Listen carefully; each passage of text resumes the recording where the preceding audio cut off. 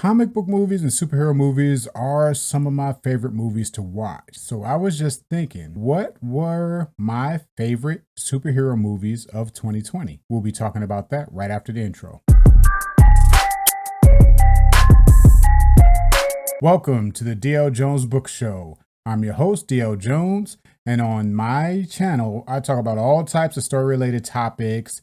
Those topics can be with any types of media, movies, video games, TV shows, books, audiobooks, anything that has a story. I could be discussing it on this channel one day. In today's episode, I'm going to be talking about the best superhero or comic book movies of 2020. You know, I like to look back and see what things did I enjoy in the previous year. And today's episode, I'll be talking about superheroes, movies that contains all types of people with powers. Now, before we get started here, we are talking about 2020. Now, 2020 was a tricky year. I don't even need to bring up everything that's gone on, but just to know the results of what has gone on in that year, you know, a lot of things as far as movies were different. There were a lot of superhero movies that were supposed to be released in 2020, and a lot of them ended up being pushed back, delayed, and all kinds of stuff like that. So we didn't really get a normal movie release year that, you know, that we were expecting at the beginning of the year. So in this particular case, in my list here that I'm going to do, I'm only going to do the top 3. There weren't a whole lot of superhero movies, but there were some, but it wasn't enough to where I felt like it justified a top 5 or a top 10 or something like that. So I'm just going to do top 3. Also, this list it's going to be in order from my least favorite to my most favorite. So it's going to be 3, 2, 1, you know, in that order. The order that I'm going to talk about it is the order that I like the movie. I actually did rank these in an order. I know if you looked at my earlier favorite movies of 2020, I listed my favorite movies, but I didn't put them in any order. I just had a list of the top 5 that I liked for the year in no particular order. This particular list is going to be in a order from 3 to 1. Also, the movies that I consider to be eligible for this list, it could be movies that were either released in theater or streaming, but they had to be movies that were released in 2020.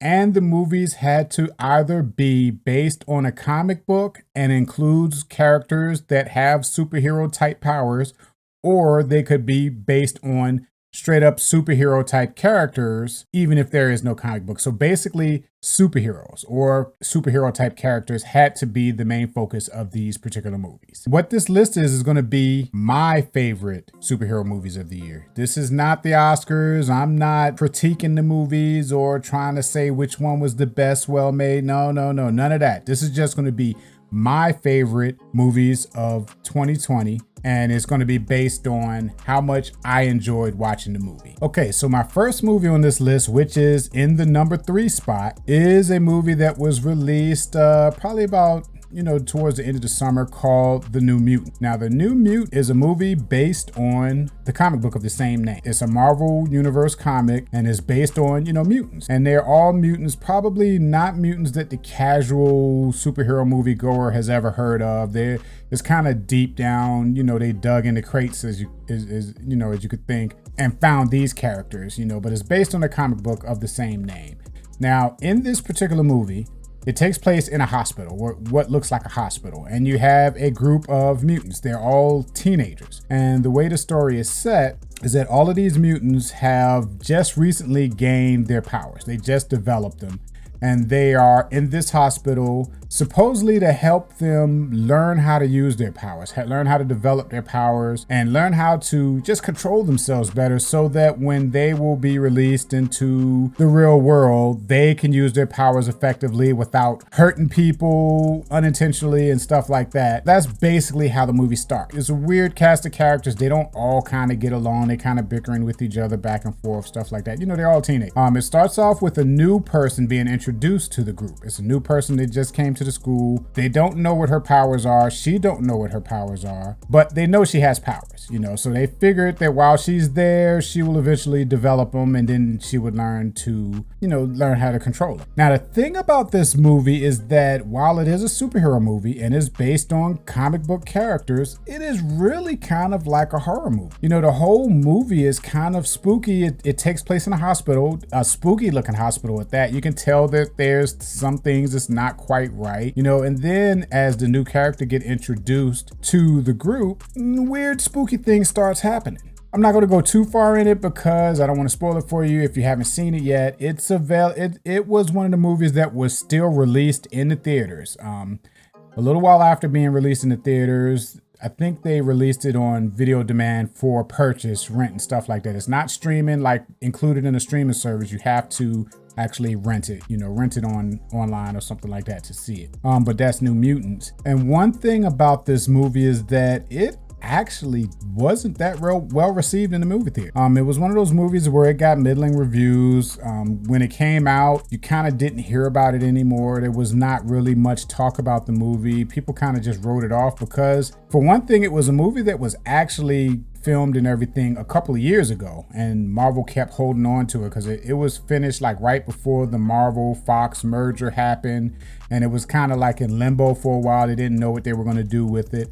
So it kind of was being on hold for a while, you know. They didn't know what to do with it, and they finally decided to release it. And then after all of that wait, you know, people kind of wasn't that happy with it. I had fun with it. It was slow. It took me a while. It took me about a good 30 minutes before it finally hooked me. But then when it did hook me, I enjoyed it. I enjoyed like the second half of the film, which is why I put that as my number 3. Out of all of the superhero type movies that I saw this year, that's the one that I enjoyed, that one more than anything else, except for the ones I'm gonna talk about next. But yeah, that's New Mutants.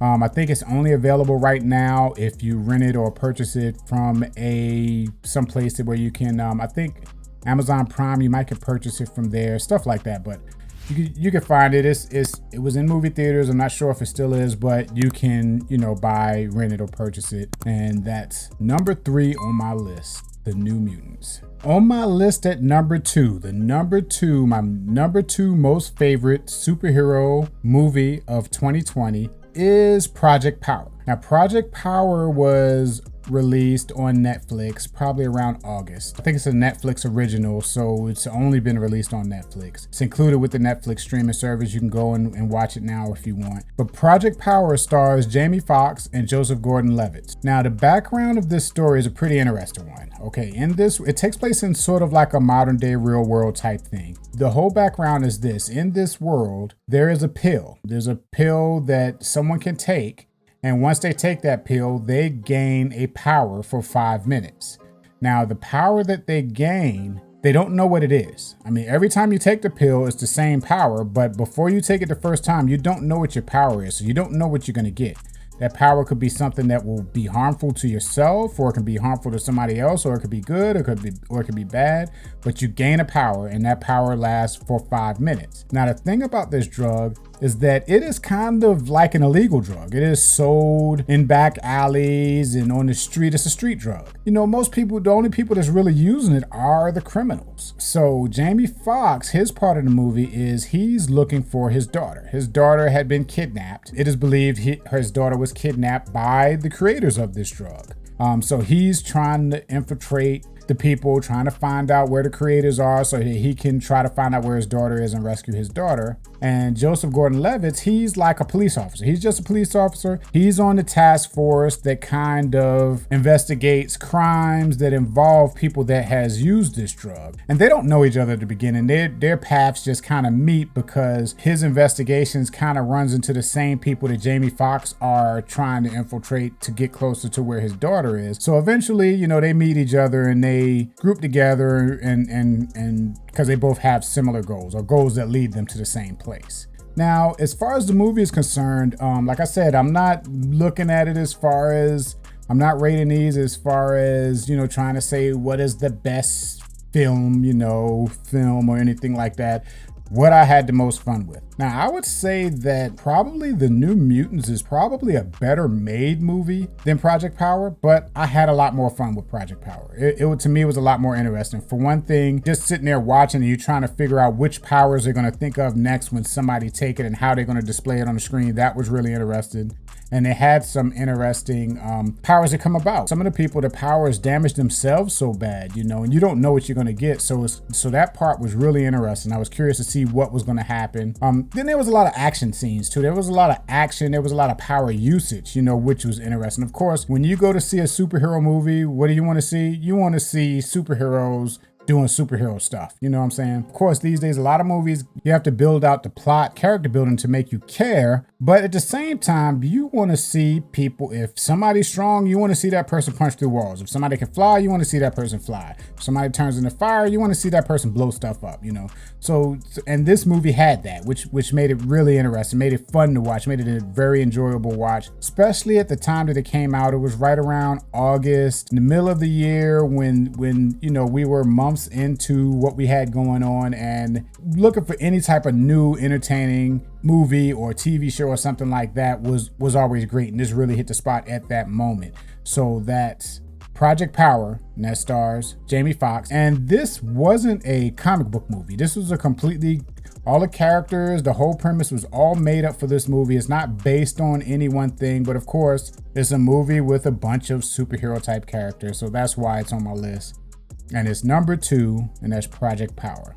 Okay, so the movie that I have as my number 1 favorite superhero movie of 2020 is a movie I talked about in another video. This movie was also in my favorite movie of 2020 video that I did a month or so back. And this movie, also a Netflix movie, is The Old Guard. Now, The Old Guard stars Charlize Theron and Kiki Layne, and it is based on a comic book of the same name. Now, the whole premise of this movie is you have a group of people, a group of about 4 or 5 people. Charlize Theron is like the leader of this group. And what makes this group of people special is that they've been living for centuries. They've been around for years and years and years. And they have this ability that allows them to return to life if they are killed. So what happens is, let's say, and this is all hypothetical, I'm making it up because I don't want to spoil too much of the movie, but let's say you send this, this group goes in, they want to infiltrate they want to steal some money from a bank. So they run into the building and then the police are there and the police shoot them all up and kill them. After they're dead, the police thinking, okay, we finished them off, and they going about their business. 5 minutes later, they stand back up and then continue on and steal the money that they want. Because whenever they're killed, it's not that they can't die, but it's that if they are killed within about 5 minutes, they come back to life. All of their injuries disappear and they just stand up and they continue on, and they've been like this for centuries and centuries. Now, the whole thing about this movie is that they find out that a new person has been added to this group, and that's Kiki Layne, So they go out and they seek her out, and they're kind of getting her acclimated to this new life because it's all new for her, and they haven't had a new person added in hundreds of years. So it was like a surprise to all of them, and then it's all new for her. They got to convince her what's going on and everything like that. And then there's also, another part of the plot, which I'm not going to get into. You just need to watch the movie. But that what makes what the gist of the movie is about, and the villain and all of that kind of stuff. So that's The Old Guard. And like I said, it's based on a comic book of the same name.